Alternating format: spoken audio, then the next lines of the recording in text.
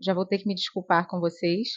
Hoje está um dia super nublado aqui no Rio de Janeiro, então esse janelão que me ilumina aqui para conversar com vocês, ele não está lá essas coisas. Tá assim com uma iluminação bem meia boca, mas eu não queria deixar de conversar com vocês hoje sobre o livro Opúsculo Humanitário, da Nísia Floresta. Acompanhando a minha maratona aí de leituras de férias, eu estou agora nos últimos dias das minhas férias. Sabe que eu tinha planejado algumas leituras, inclusive terminei duas. Eu li A Viagem, da Virginia Woolf, e li Coração Inquieto, do Stefan Zweig, o único romance do Stefan Zweig. Mas eu não tinha colocado esse bebezinho aqui na lista, não. Isso aqui foi uma surpresa, né? Eu estava na livraria, esse livrinho estava numa promoção, eu já tinha ouvido falar, eu acho que foi no canal da Ju Gervason, eu vi ela comentar sobre esse livro como um resgate das literatas, das escritoras brasileiras, né? Do século XIX, que foram meio que apagadas aí ao longo do tempo, ao longo dos estudos do mundo acadêmico, né, da estrutura do mundo acadêmico, das universidades, dos estudos da literatura brasileira, essas escritoras foram sendo meio que esquecidas.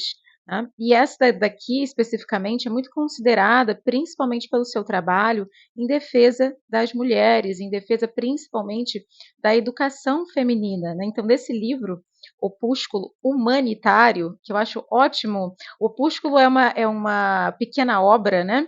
E humanitário é uma pequena obra humana, da humanidade. Eu acho muito interessante ela não ter colocado nada com a palavra, o título com o nome mulher, né? Mulher, feminino, não. Porque, por exemplo, nós temos a Vindication of the Rights of Women, que eu li há muitos anos atrás, que, se não me engano, fica uma reivindicação dos direitos da mulher, da Mary Wollstonecraft. A nossa Nísia não fez isso, ela não botou a palavra mulher, e eu achei interessante isso, porque ela fala humanitário.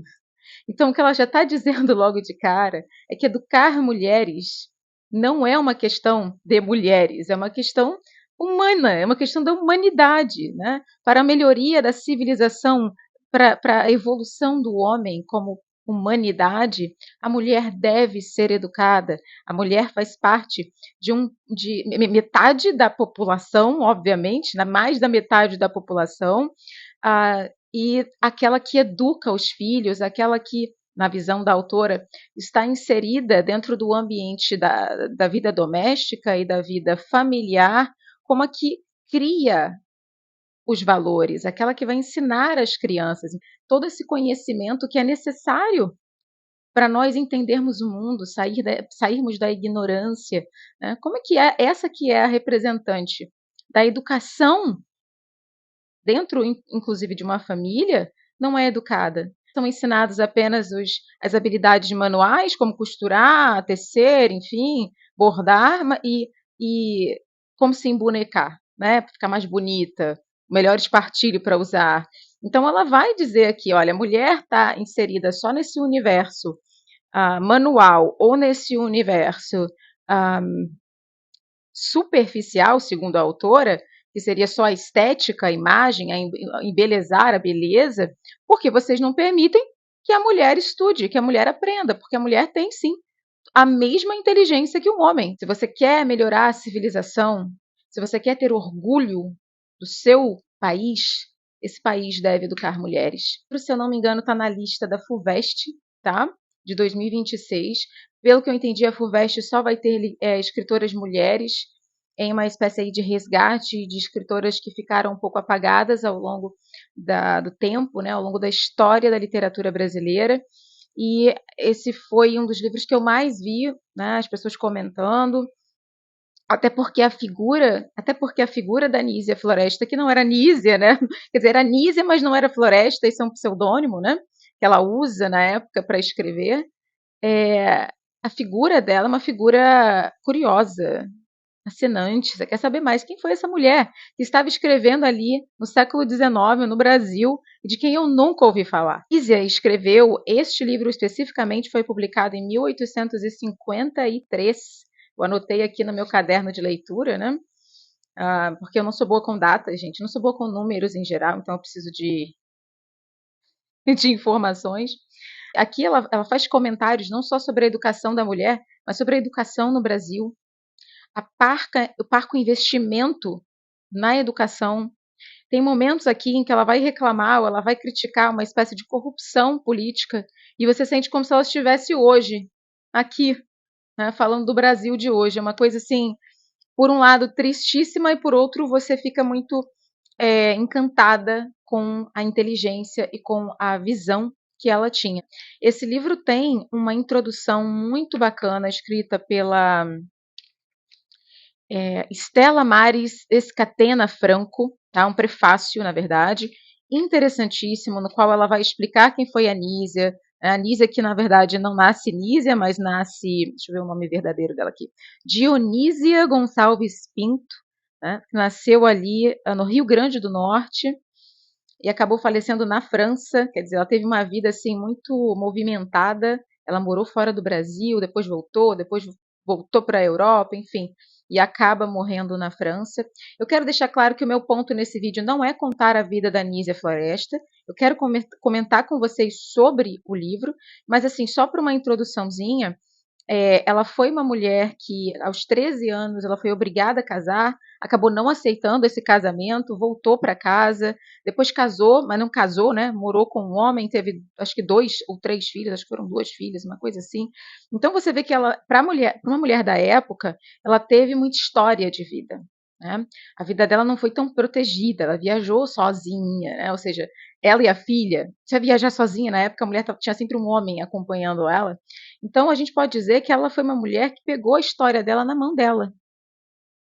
Ela contou a história dela. Isso é para você entender como ela era alguém diferente na época que ela viveu, tá? E é isso, só para essa introdução não ficar ainda mais longa, eu sou a Marina Moura e hoje a gente vai conversar sobre o Opúsculo Humanitário da Nísia Floresta.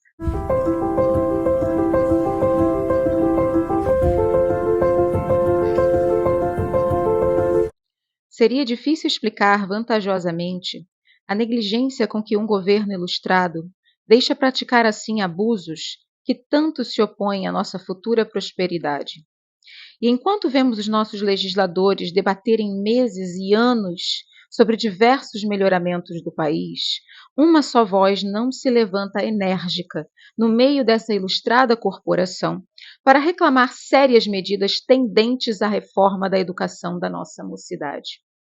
Sempre que brilha um novo dia e que nos bate à porta o jornal, apoderamo-nos com solicitude dessa folha e avidamente percorremos a seção das câmaras do dia antecedente, em procura do assunto que temos escrito no coração e no espírito, a educação da mulher brasileira. E dobramos a folha desconsolados e aguardamos o dia seguinte, que se escoa na mesma expectativa, no mesmo desengano. Tem se tratado de muitas coisas menos disso. Disso que merece incontestavelmente a mais circunspecta atenção dos homens pensadores. Um dia raiará, mais propício para nós, em que os escolhidos da nação brasileira se dignem de achar a educação da mulher um objeto importante para deles ocuparem-se com a circunspecção que merece. Em alguns momentos aqui, gente, Nísia usa, inclusive, o ponto de exclamação, que é uma forma de... Quando a gente aprende as pontuações na escola, a gente também descobre que a exclamação é uma forma de ser comandante, né, de comandar um texto. Quando eu uso uma exclamação, fica óbvio para o meu leitor que eu estou fazendo uma afirmação vigorosa, né? Que eu estou impondo algo. Então é como se ela estivesse um pouco indignada. E esse tom da exclamação e da indignação é algo que persegue toda a leitura de Opúsculo Humanitário. Essa mulher estava muito irritada, ela estava bastante indignada, nesse momento em que ela escreve esses textos, porque cada capítulo, na verdade, são pequenos textinhos, onde ela vai chegando a um ponto, digamos assim, parte do princípio de que uma sociedade que se determina a ser evoluída precisa educar a mulher. Não faz sentido você querer melhorar a civilização, melhorar a sociedade, ter iluminação, intelecto, crescimento para um povo, sem você estimular e motivar a educação das meninas de forma formal, acadêmica, no ensino básico, no ensino médio e também no ensino superior, que é algo que só viria para a mulher, eu acho que no final do século XIX, se eu não me engano, a mulher começa a ter ali aberturas para a mulher nas universidades. Mas é claro que as mulheres não começaram a ir em massa para a universidade nesse período, né? O último dado que eu pesquisei aí por cima, hoje nós temos 57% das mulheres nas universidades, o que eu acho que deixaria essa mulher aqui muito feliz, de algumas vírgulas que eu vou trazer para vocês aqui, tá? Que é o fato de que a Anísia ela era muito cristã, muito católica, e ela também almejava que essa educação fosse uma educação moral. Então, não só uma educação voltada ali para instrução, mas também para que essas mulheres se tornassem boas mulheres, para que elas pudessem ser boas mães, boas educadoras, boas fomentadoras de uma sociedade cristã. Já vou entrar nesse ponto. Começa o texto dizendo assim, olha, uma civilização que se orgulha do seu avanço e da sua moral precisa educar as suas mulheres. E eu acho que ela foi muito inteligente, porque ela olhou para os homens, especialmente os homens que se diziam homens corretos, homens cristãos, homens virtuosos, e disse assim: como que você pode se dizer um homem virtuoso e você não apoiar o ensino da mulher? A educação da mulher, que é uma mulher amada por Jesus. Lembrem de Nossa Senhora, ela vai fazer algumas referências a Nossa Senhora. Então ela apela para o coração desses homens e diz assim: não quer você, pai, que a sua filha seja educada, né? Que a sua filha seja uma mulher de moral, uma mulher culta, uma mulher virtuosa, uma mulher intelectualmente estimulada. Enfim, então é muito interessante essa argumentação que ela vai fazer. E ela vai trazer o quê? Bom, nós tivemos civilizações inteligentíssimas, tivemos civilizações que criaram todo tipo de avanço, eram muito especiais, então ela vai falar dos egípcios e tudo mais, mas ela vai dizer, mas faltava o quê? Faltava educar as meninas, faltava ver a igualdade intelectual nas mulheres da parte dos homens. Então a mulher ficava só no lugar de beleza, de imagem, de externalidade. E isso sempre fez com que a mulher precisasse exercer poder através da sua aparência. A mulher não entende que ela tem mais a oferecer do que essa aparência. Isso é algo que ela vai defender aqui, tá?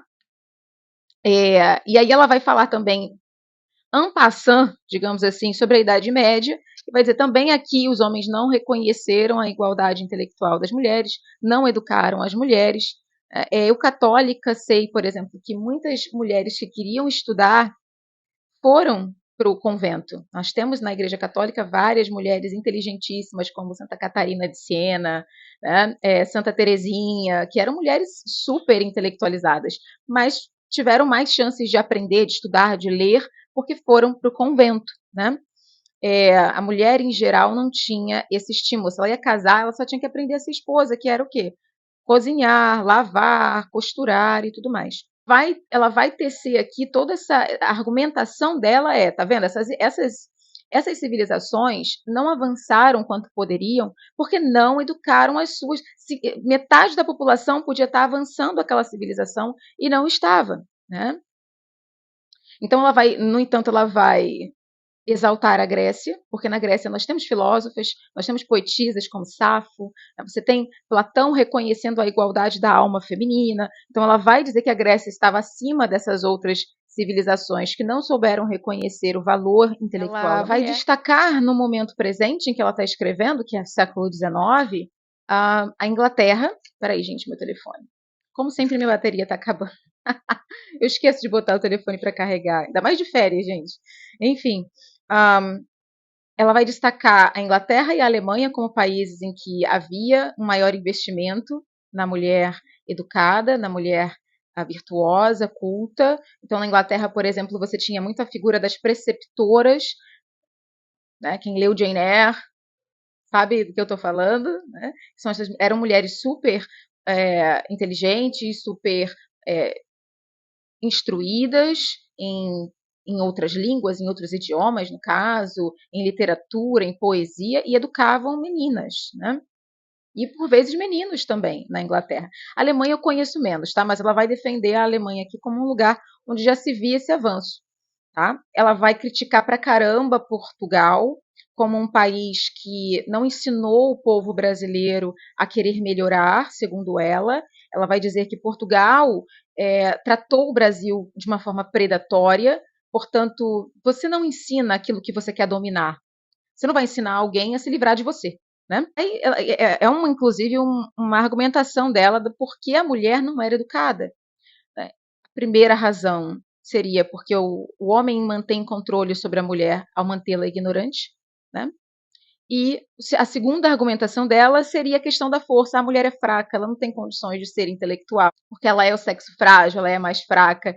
Só que aqui ela dá uma banda argumentativa muito inteligente sobre essa ideia da mulher é mais fraca, né? Porque ela vai dizer, ué, mas e Pascal, e Voltaire, e os homens intelectuais, e os filósofos fraquinhos, magrinhos, pequenininhos? Ué, tem mulher mais forte que eles aí fisicamente? Como assim? Isso faz eles menos inteligentes porque eram homens mais frágeis, delicados, como ela coloca aqui.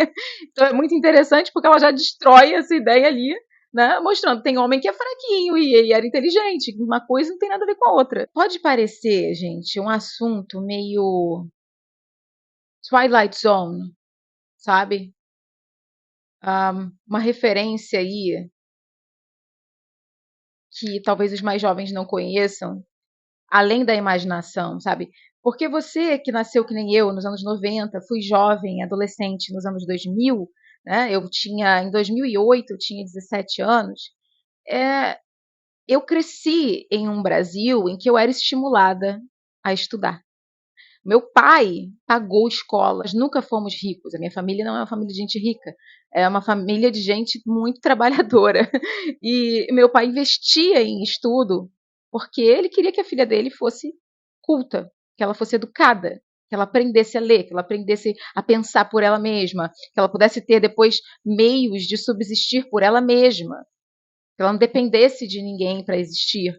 Esse era o meu pai, né? Então a gente está num mundo completamente diferente do mundo em que a Anísia escreve esse livro. Se você não sair do mundo de hoje para tentar entender como é que era o mundo em que a água que a gente bebia não era água do mulheres são iguais aos homens, que nem hoje, né? Ninguém vai pensar que a mulher não é intelectualmente tão capaz quanto o homem em 2025. Eu espero, né? Mas naquele mundo era um mundo completamente diferente. Era o contrário.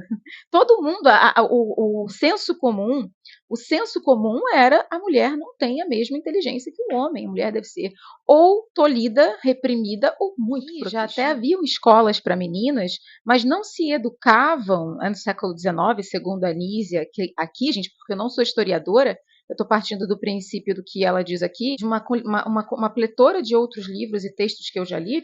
No século XIX, você educava a mulher, mas não naquilo que seria intelectualizante, né? Do ponto de vista da mulher aprender a pensar, da mulher questionar. Até mesmo, gente, se a gente pensar, né?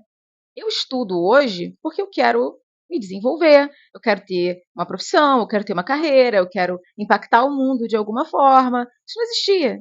Para que a mulher vai estudar se ela não tem nada para fazer com esse estudo?